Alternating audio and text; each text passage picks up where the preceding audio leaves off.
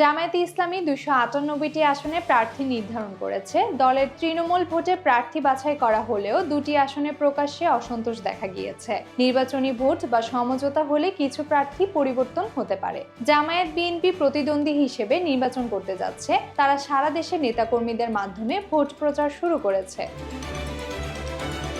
রংপুর, খুলনা, রাজশাহী, বরিশাল, চট্টগ্রাম, সিলেট, ময়মনসিংহ ও ঢাকা সহ বেশ কয়েকটি আসনে শক্তিশালী প্রার্থী রয়েছে। দলের আমির ডক্টর শফিকুর রহমান, নায়েব আমির মুজিবুর রহমান সহ অন্য নেতারা বিভিন্ন আসনে প্রার্থী হবে। কিছু আসনে স্থানীয় আপত্তি থাকায় প্রার্থী পরিবর্তনের সম্ভাবনা রয়েছে। নরসিংদী 5 ও নবগঠিত গাজীপুর 6 আসনে প্রার্থী এখনো চূড়ান্ত হয়নি।